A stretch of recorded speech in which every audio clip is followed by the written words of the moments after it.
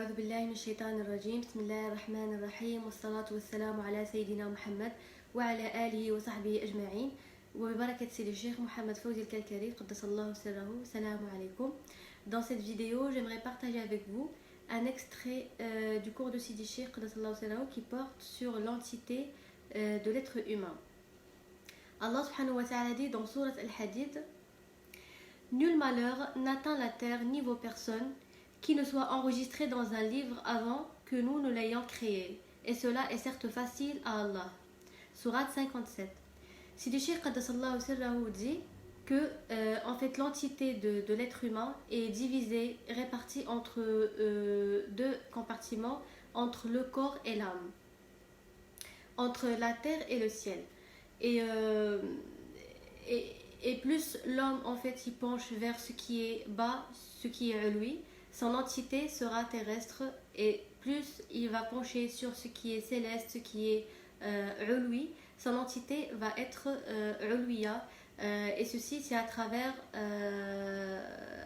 la purification de sa langue, de son cœur et de son intellect.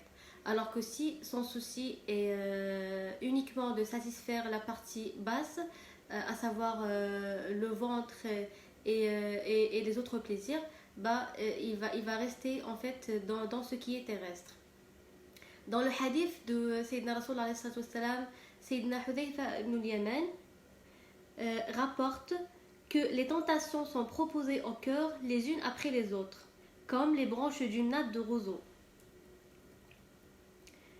Tout cœur qui s'imprègne de ces tentations est marqué d'un point noir, et tout cœur qui les rejette est marqué d'un point blanc, jusqu'à ce qu'il y a deux types de cœurs.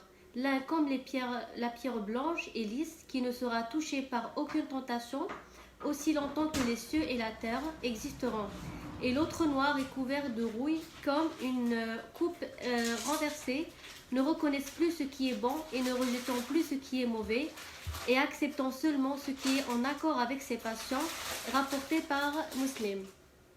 En fait, il faut savoir que le cœur, il penche vers sa réalité, vers quoi le cœur il croit à ce quoi il penche en fait. Si le cœur il est ténébreux, il penche vers ce qui est ténébreux, vers les plaisirs et tout ça, il va pas avoir la capacité de voir le vrai et de suivre le vrai et de suivre le chemin du prophète alayhi salatu wassalam, à savoir al-mahajja al-bayda as-sirat al-mustaqim. Alors que si le cœur il est lumineux, il est purifié par la lumière muhammadienne, par un nour al-iman, ce cœur il va suivre le sentier du prophète alayhi salatu wassalam, et il va bien sûr pratiquer la religion comme il faut, parce que la religion ça se pratique à travers le cœur, et ce n'est pas à travers le mental ou à travers juste le physique, à savoir les actes physiques qu'on fait en fait. Ces actes elles trouvent leur origine à travers le cœur.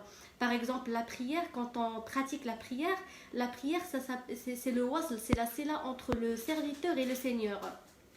Donc à la base, ça crée une réalité dans le cœur pour que le corps et les membres puissent la pratiquer correctement, comme Allah le veut exactement de nous. Voilà. Et donc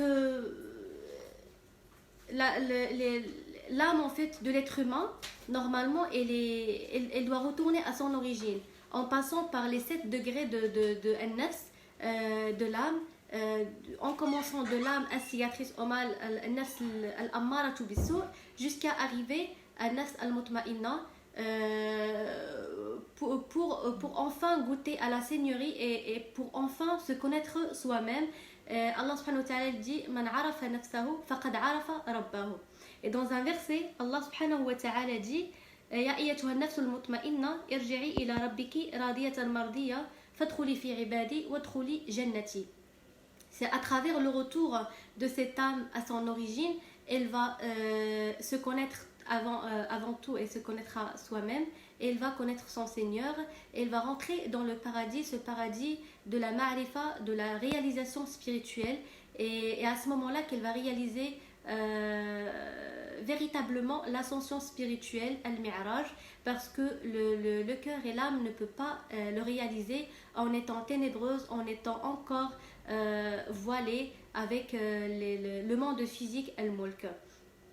فاللهم صل على سيدنا محمد وعلى آل سيدنا محمد كما صليت على سيدنا إبراهيم وعلى آل سيدنا إبراهيم، وبارك على سيدنا محمد وعلى آل سيدنا محمد كما باركت وصليت على سيدنا إبراهيم وعلى آل سيدنا إبراهيم في العالمين إنك حميد مجيد. والسلام عليكم ورحمة الله تعالى وبركاته.